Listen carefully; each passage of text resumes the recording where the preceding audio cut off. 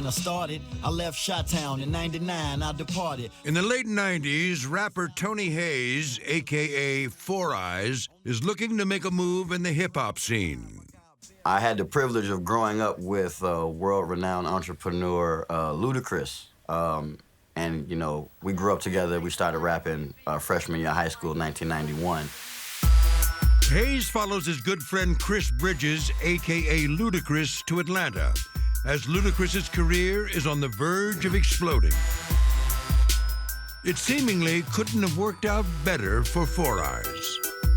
I was featured on his first solo album, and I was also featured on his Ludacris' second album, Word of Mouth, on some pretty hip-hop classic beatbox type tracks. Both albums go triple platinum, but Four Eyes isn't content being featured on another star's tracks. He wants his own solo career. Unfortunately, he's having trouble breaking out on his own. Oh, 3 million people heard you on this album, 3 million people heard you on this album. It was starting to slip away as, you know, Janet Jackson said, "What have you done for me lately?" It is from this purgatory that Four Eyes finds himself ascending to the penthouse condominium of Ferrari Mike Banuelos, where Banuelos is hosting a party. Very fast guy, had Ferraris, but moved faster than probably logically recommended a lot of times. There are several stories about how Banuelos came to be known as Ferrari Mike, but it's a name and an image he embraces. This is the first Ferrari I had, and oh my God, I was real excited. This over here is it's a 360 Spider. Mr. Banuelos always portrayed the trappings of success. He would drive a Hummer, a Bentley, a Ferrari, a Maserati. When Hayes meets Banuelos and sees the lavish display of wealth, it seems like Banuelos could be his ticket to the big time.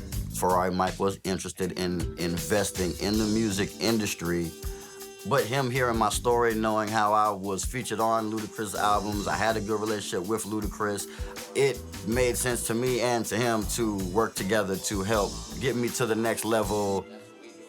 After that, I start grinding. Four Eyes has shown on Ludacris's first two albums that he can talk the talk. The next step, according to Banuelos, is to show he can walk the walk. One of the biggest rules in the music industry is you gotta fake it to make it. As much as I don't like the rule, it works. Faking it is Ferrari Mike's specialty. He wants to show Four Eyes rubbing elbows with the biggest stars in hip-hop. And there just so happens to be an event where they can find them all. What's good in the hood, people?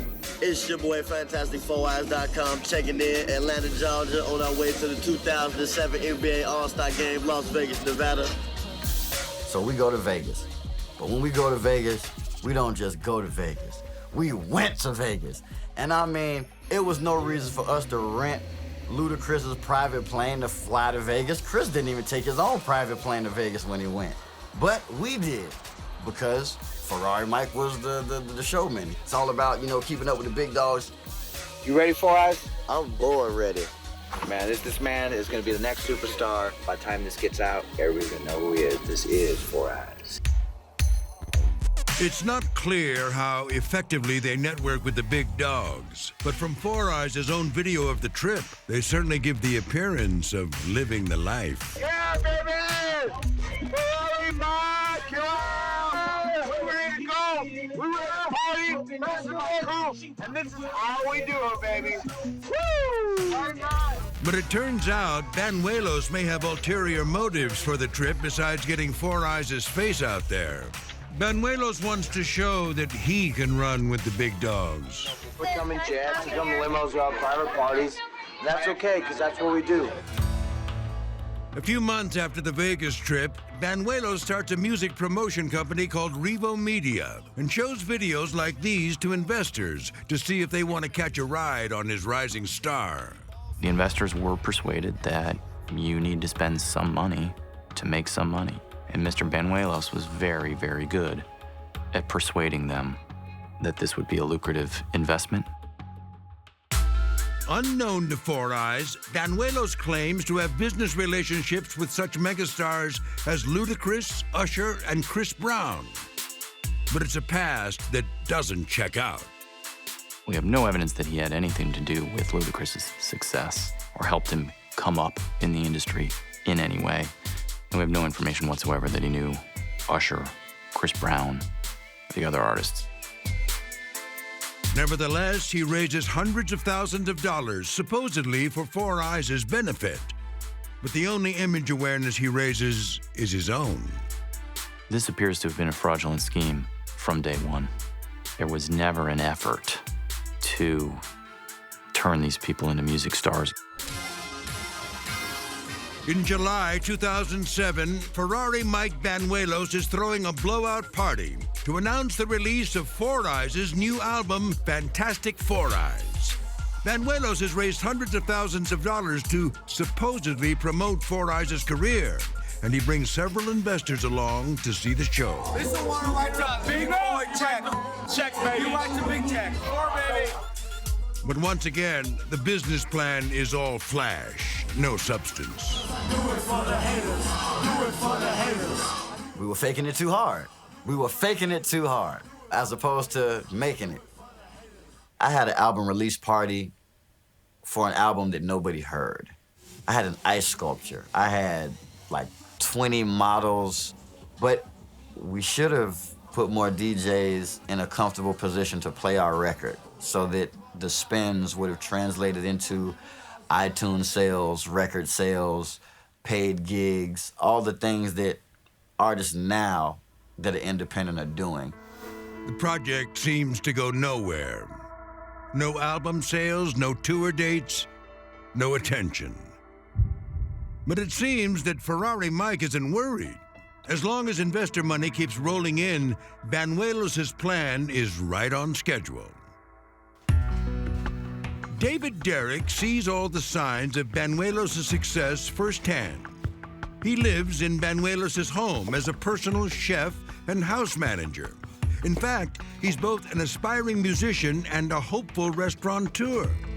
Upon first meeting Derrick, Banuelos instinctively reprises a familiar pitch. I can make you a star.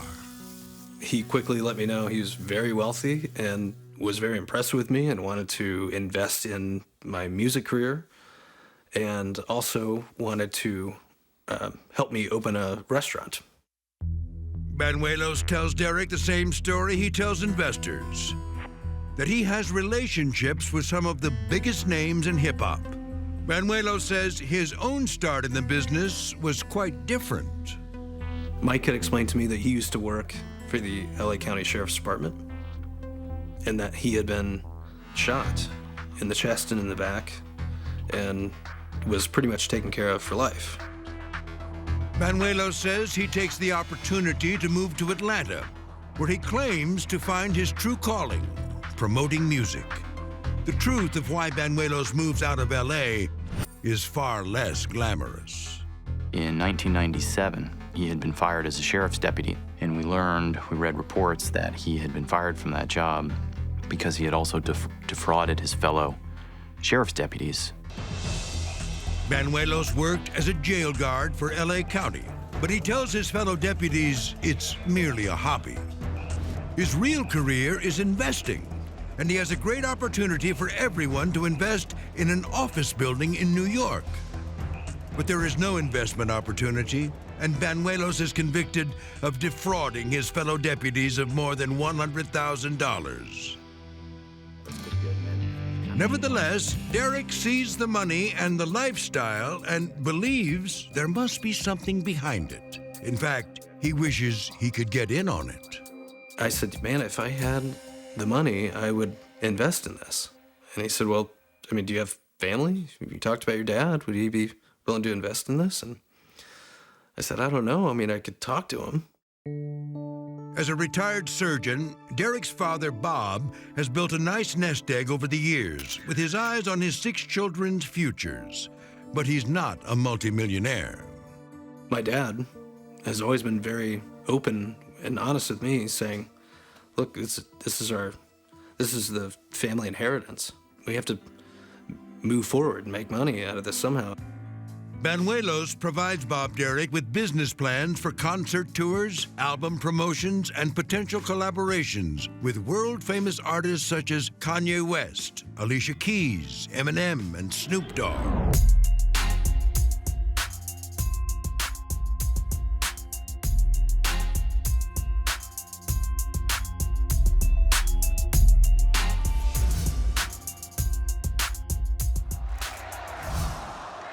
In 2016, presidential candidate Donald Trump makes waves, promising to clean up American politics. We are going to Washington, D.C., and we are going to drain the swamp. That spring, to help secure his party's nomination, the outsider candidate turns to a big-time Washington insider, Paul Manafort. There's a lot of irony in the Trump-Manafort connection, not the least of which is a candidate who is running as a primary part of his platform on draining the swamp has just hired to run his campaign the ultimate swamp creature.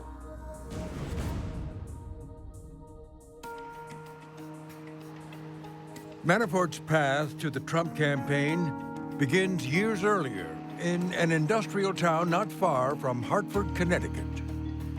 Paul Manafort first became enamored with politics at his father's knee. His dad ran for and won the mayoralty of New Britain, Connecticut, their hometown. His dad was a guy who practiced a very hard style of politics, but New Britain was also a place that was filled with corruption. Paul Manafort's father was accused and even charged with perjury, but never convicted, and had a road named after him, was kind of a hero in his hometown, so certainly possible that the son would conclude that you can walk right up to the edge of the line without paying the penalty. In the late 1960s, Manafort leaves New Britain for Washington, D.C., where he attends Georgetown University.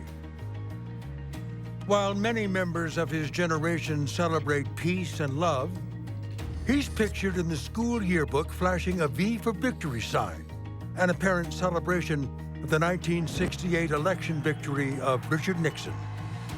After Nixon's resignation in 1974, Manafort, then a lawyer, serves in the White House under his successor, President Gerald Ford.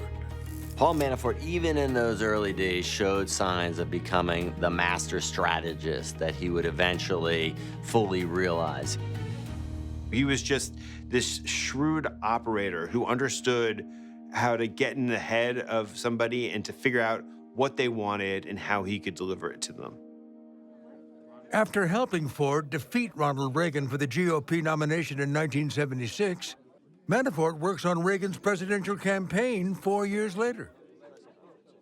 The South will be targeted. It will get specialized media. We will carry the Reagan record to the South, particularly. He kind of went where he saw an opening, and by the time he was first getting involved professionally around Reagan, that was the hot thing in American politics. It turns out to be a good bet. In this present crisis, government is not the solution to our problem. Government is the problem.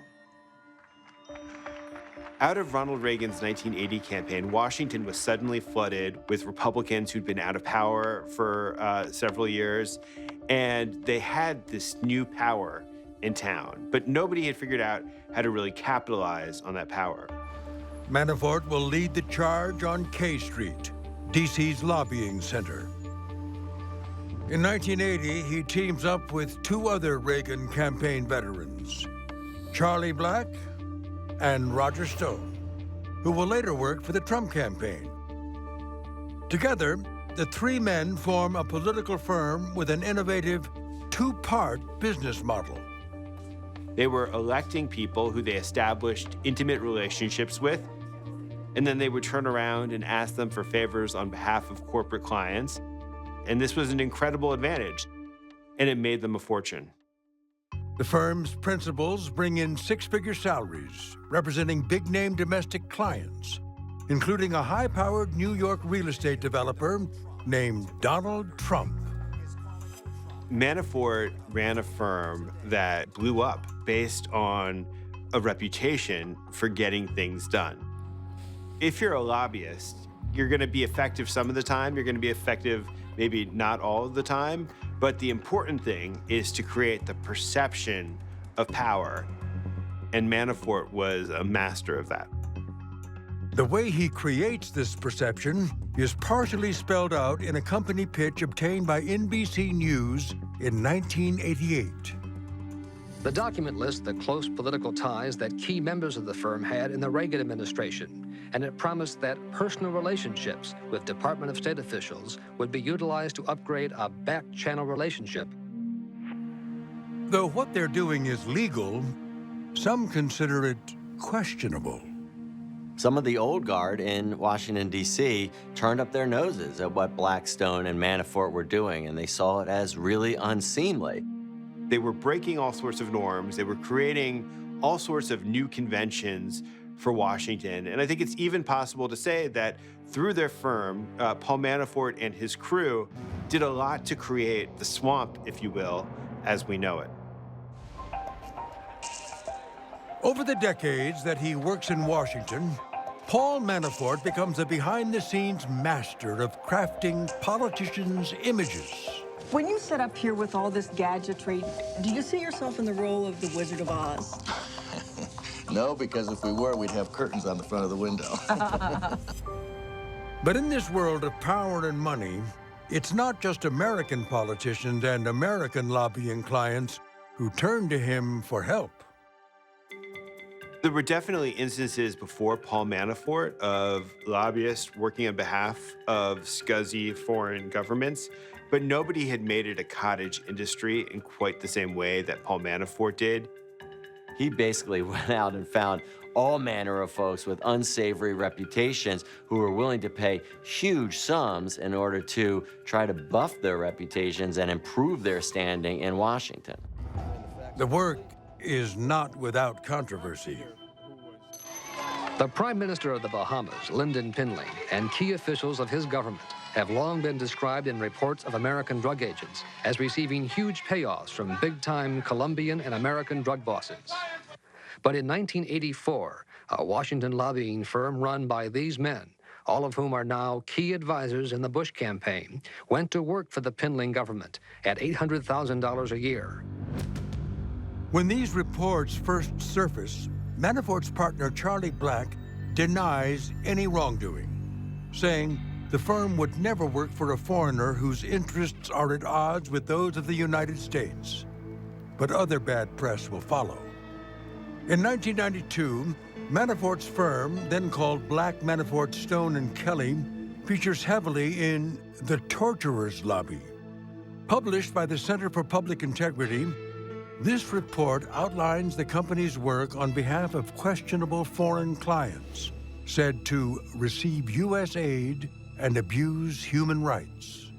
There's certainly an argument to be made that Manafort was kind of the angel on the shoulder of some of these arguably very bad people, that he was trying to get them to embrace democratic tactics and strategies, but also democracy. That's certainly the way Manafort and his allies saw it. Manafort's detractors say that's a bunch of bull. It's possible to know who Manafort's firm works for, who they lobby, and how much they make because of a law called the Foreign Agents Registration Act, or FARA, created in the 1930s. And where do you think this is? Right in Madison Square Garden, USA. And this is Fritz Kuhn, leader of the German-American Bund, hiding behind the American flag, but taking his orders from Berlin. The Foreign Agents Registration Act was enacted in 1938 in response to congressional concerns about Nazi subversive activities in the United States, in particular clandestine propaganda being disseminated throughout the United States. Now a partner at the law firm of Wigan and Dana, David Loffman once served as chief of the Department of Justice's Counterintelligence and Export Control Section. There, he was responsible for enforcement of FARA, the law that requires people like Manafort to disclose their lobbying and public relations work performed in the U.S. on behalf of a foreign power.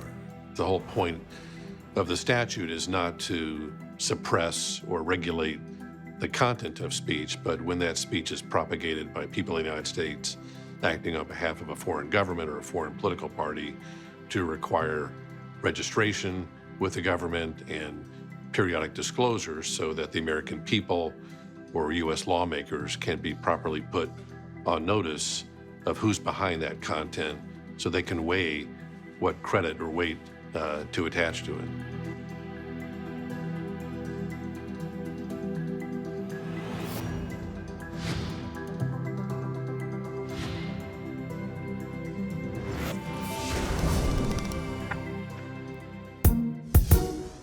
In September 2014, a notorious reality TV bad boy heads to court. Former Jersey Shore reality star Mike, the Situation, Sorrentino, is out on bail after his arrest on federal tax fraud charges. The Situation and his older brother pled not guilty in federal court today for filing bogus tax returns on nearly $9 million in income. He made a lot of money, and apparently Uncle Sam wants his cut. Mike, the Situation Sorrentino, is a character viewers love to hate. So the schadenfreude is laid on thicker than his hair gel. When the Situation was asked about the case, he responded, quote, "This situation will sort itself out." He's always on. He's always boy, he's good. The seeds of Sorrentino's downfall are sown long before anyone has ever heard of the Situation.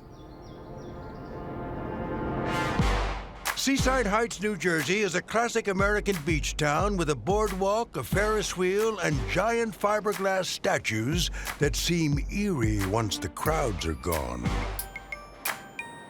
One store stays open on the boardwalk year-round. It's a t-shirt shop run by Danny Merck, whose life is about to change with an unexpected visit. Some big guy knocked on my door early in the morning and said, well, would you be interested in renting out your house for a reality TV show? They said there was gonna be a reality show about a bunch of Italian kids. They're gonna rent a house for the Jersey Shore for the summertime. They said, could you get all your stuff out in a span of 24 hours, and gave me a check. And I was like, no problem. And TV history was made. The premise for Jersey Shore is simple. Take 8 20-somethings who love to party, rent them this beach house, and encourage them to let loose their animal instincts. I always considered Jersey Shore kind of like what it would be if you had humans in a zoo. Robert Thompson is a distinguished professor of television history at Syracuse University. Today, he is hosting a luncheon screening of Jersey Shore 10 years after its premiere. I'm starting with what I consider the definitive Jersey Shore scene. Situation goes out to a club. That's pretty much what they do all the time. He finds a attractive young woman. And it's like, you know, you coming home with me. He takes her home to the house. He situates her in his bed, in his bedroom. He leaves her there, and he goes and has a full meal. And then when they're done having sex, he says, I ordered you a cab. And he kicks her to the curb. And then he does a fist pump kind of thing when he comes back up. What's so fascinating is we're seeing people who don't let the constraints of civilization determine what they can and can't do. It's like we've taken human life and we've stripped it of all those rules. And when you think of it that way, it's kind of fascinating to watch. When the first episode of Jersey Shore premieres on December 3rd, 2009, it draws in an impressive 1.3 million viewers, and also a maelstrom of controversy, much of it from Italian Americans offended by the use of the term Guido. Guido applications accepted, over here. We're either mafioso, or with this, we're bimbos and buffoons. Despite the blowback, within a few weeks, MTV has a bona fide hit, and ratings soar after the notorious 5th episode, in which Nicole Snooki Polizzi gets punched in the face. Now, I don't mean to downplay people hitting each other, but you also notice the manipulative dramaturgy going on here. How many times have we heard the word blood? And her mouth was bleeding and blood was all over me. There's all this blood, there's all this blood. How much blood have you actually seen so far? Like none. Ratings grow, and by the next episode, 3.2 million viewers tune in. For a basic cable show, that's a big audience. There are a couple things going on in the world. There's like, you know, the war in the Middle East, you know, there's the economy, and then there's Jersey Shore, you know what I'm saying? Like, it's fascinating. It is a pop culture phenomenon, it really is. There were two ways people generally responded to it. They made fun of it, and they embraced it with an ironic, kitschy delight. The other way was to respond to it was to be outraged that this was a mark that we were truly at the end of civilization as we knew it. But in both cases, audience members were watching. There was a certain pleasure in watching something so outrageously idiotic. Mike, the Situation Sorrentino, becomes one of Jersey Shore's breakout stars.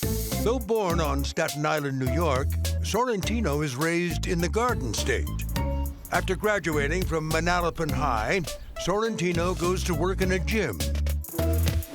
Sorrentino will later tell his humble origin story to NBC's Today Show. I started sending in pictures to New York City pretty much in my underwear. And eventually I got a call back for a pilot, and I got that pilot role, and we did the pilot. And I actually had to wait 6 or 8 months for that pilot to even get approved. So imagine hanging on to like a dream for 6 to 8 months, and you don't even know if once you actually get that show for it to even be popular. This was the kitchen where all the partying happened. Everyone pre-game here. Mike was actually a good cook. Danny Merck plays the boss at the T-shirt shop where the Jersey Shore cast members work. This is where everyone would square off and also argue, you know. Sammy and Jenny had their big fight here. He also owns the house they stay in during the show. Well, I met Mike by accident beforehand. Mike thought I was a producer, and he leaned over to me and says, I want you to call me The Situation. And I was like, who is this guy? He wants to be called The Situation? What a dumb thing to be called. But honestly, what genius. He branded himself, marketed himself, and he's been known as The Situation forever. Sorrentino claims his nickname comes from his chiseled abdominal muscles. One summer day, he says, a woman is so mesmerized by his abs that she leaves her boyfriend for him, creating a situation on the beach. I don't know if this is a show and inside he's insecure or something like that, because, you know, he's working out all the time. He's got big arms, a six-pack. You know, he always says he looks like Rambo and stuff. So, you know, maybe he's insecure inside, but he was very self-confident and very full of himself all the time and thought every girl loved him. The most important part of his personality was that he was a narcissist. You can hate on me all you want to, but what can you possibly say to somebody that looks like Rambo pretty much with his shirt off? I mean, he was like Narcissus, the Greek god, in that he absolutely was in love with his own image. And millions of Americans are in love with the show. Season 1's final episode reels in nearly 5 million viewers. And it's clear that Jersey Shore is more than just a hit show. I couldn't believe it. You know, it was unreal. People were like crawling at the doors, clawing at it, trying to get inside the house, knocking, screaming, thinking that the cast still lived at the house. I couldn't live there anymore. It was doors rattling all the time, people banging on the windows. It penetrated the culture in major ways. Most people knew about Jersey Shore, whether or not they'd ever seen it. The cultural penetration of that show way outweighed the actual number of people watching it. Nothing says fame like the president giving a shout-out at the White House Correspondents' Dinner, pretending he's announcing a break on a new tax on tanning salons. The following individuals shall be excluded from the indoor tanning tax within this bill. Snooki, JWoww, The Situation. In Season 1, Jersey Shore cast members reportedly are paid peanuts. They make about $200 a week from working at the Shore Store. In Season 2, each cast member gets a raise to $10,000 an episode. And by Season 3, the real money comes in. The number is reportedly $30,000 per episode. And it soars to the $100,000 per episode range by the final season. It's very interesting to watch them also progress. You know, their attitudes change from also, you know, Mike begging to bum $10 off me for cigarettes, and then all of a sudden now he's buying a new Rolex every day, you know? Just things change real quick. Mike Sorrentino sees an opportunity to make money not just through Jersey Shore, but by seizing the day and turning his 15 minutes of fame into a brand. I think the wise thing for all 8 of them would be to say, this is not going to last forever, and however I can monetize it and do it while I can would be a wise thing to do. And I think that's certainly what the situation did. Up next on American Greed, from gym rat to millionaire. But where is the situation's money going? Or more importantly, not going?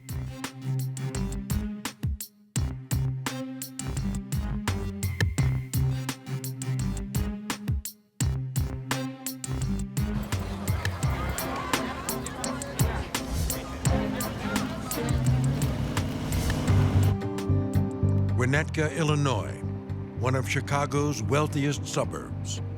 Most mornings here are quiet, but in the second-floor offices of One World Capital Group, a foreign currency exchange, the atmosphere on June 15, 2007 is anything but calm. Investors have heard unsettling rumors, and they're flooding the company with requests to pull their money. Every 5 minutes, the fax machine would ring and spit out a new redemption request, and people would call and they'd ask, when's this going to be processed? It's just a crazy day. It is Jared Boyer's second week at One World. Today, the results of a routine audit have set off a panic, and the staff is anxious. People were just scared. 70% of the business all walking out the door at once. Scary times. But when Boyer pays a visit to the firm's accountant, his worst fears are realized. I walked into her office and she looked really pale. And she says, I just don't have enough money to pay all these people. A Forex dealer like One World should never have a problem repaying its customers. Accounts are held in trust until a customer authorizes a trade. Customer's money isn't supposed to be touched. It should always be there. This shouldn't be an issue at all. But client funds are missing, and One World is on the verge of a $16 million collapse. I'd been working there for 2 weeks at that point, and I started really to wonder what I'd gotten myself into. In 2005, One World Capital Group is just a dream of 40-year-old Charles Martin. Martin works in Chicago's renowned futures trading industry. At the time, computers are taking over the jobs once held by humans on a trading floor. As positions become scarce, Martin decides to reinvent his career in the Forex, or foreign exchange market. Sue Herrera, financial journalist and co-anchor of CNBC's Power Lunch, knows this market well. The foreign exchange market is the biggest market in the world. It's bigger than the stock market. It's bigger than what's called the futures markets. It's also one of the most volatile markets in the world. And with great risk comes great reward. Each day, major banks and brokerage firms trade upwards of $3 trillion, betting it all on the rise and fall of currencies around the globe. With a brokerage of his own, Martin could take a small piece of this very big pie. You want a piece of what's the most lucrative, and at times, the foreign exchange market is incredibly lucrative. But the National Futures Association, or NFA, requires $250,000 in capital to start a Forex brokerage. So Martin approaches Jack Walsh, a co-worker 17 years his senior, about partnering up. The two couldn't be more different. Charles was the most overbearing, boisterous, just had to be the center of attention at all times. And Jack was a jeans and a collared shirt type of guy who enjoyed his scotch and really just hung out in the back of the scenes. But the odd couple manages to put together the cash. And in 2005, Walsh, the quiet behind-the-scenes guy, officially registers One World Capital Group with the NFA. Oddly, he leaves his boisterous partner Charles Martin's name out of the paperwork. They set up shop in the Chicago suburb of Winnetka. Now they just need customers. Freedom Rocks would like to welcome you to the world of zero guesswork investing. Mark Vincelette is the founder of Freedom Rocks, a multi-level marketing company based in Las Vegas. In 2005, Freedom Rocks purports to educate its subscribers about speculating in the Forex market. The idea is to make this complicated, high-risk trading more accessible to retail investors. There were thousands of people all over the world, and we joined in together, and we went through some of the ups and downs in the markets, but we've had a pretty good time over the years. As his members grow into the thousands, Vincelette needs more brokers to handle all the trades. One World Capital seems legitimate, and Vincelette recommends it to his subscribers. According to Boyer, the influx of business puts One World on the map. Freedom Rocks was huge to One World. They were easily, 50 to 70% of all of One World's accounts. And without them, One World wasn't much of a business. One World is up and running. Within a year, the broker amasses $34 million in customer deposits. And it's not long before Charles Martin flaunts his newfound success. Patrick O'Neill owns Little Ricky's, a bar just down the street from One World's office.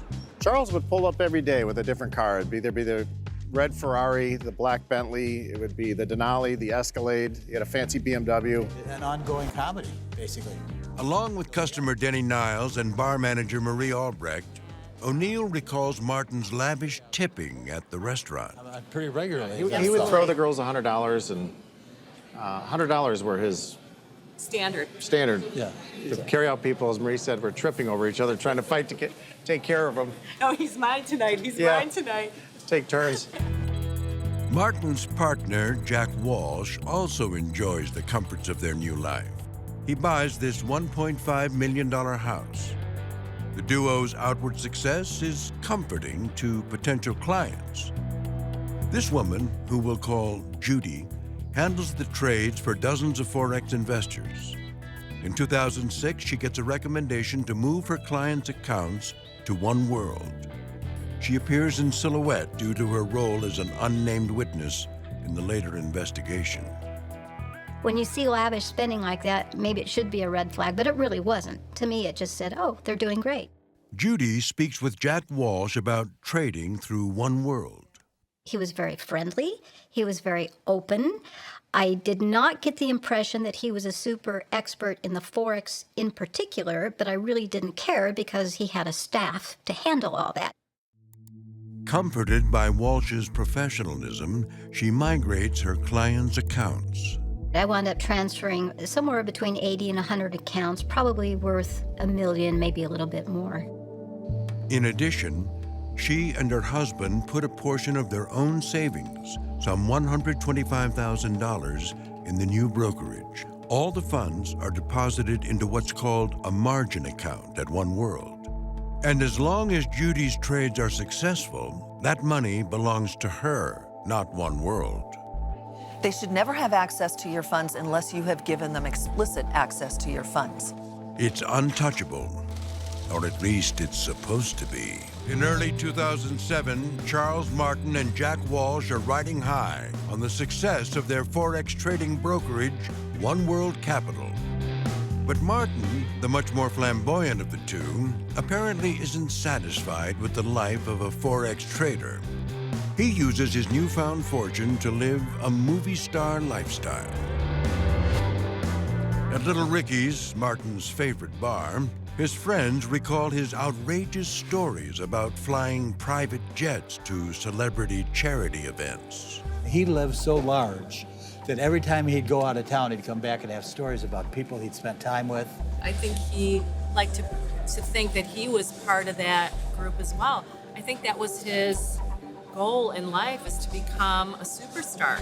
Yeah, his voicemail on his phone was Sylvester Stallone saying, Charles is not in, please leave him a message. And I thought that was very funny. Yeah. In February, he rents a luxury box to watch the Chicago Bears in Super Bowl 41. Frenze Martin, seen here at an event in New York, invites Vanessa Manillo and her future husband Nick Lachey to join him. In May, Martin sponsors a charity event in Las Vegas. According to Denny Niles, who tags along, it's a celebrity-filled weekend.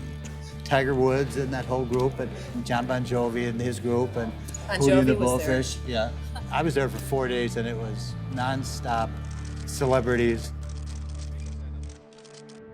Just next door to Little Ricky's, Martin opens his own film production company. Charles's office was decadent. He had $25,000 desks filled with expensive wine, cognac, Johnny Walker Blue. He wanted to impress, and it was impressive.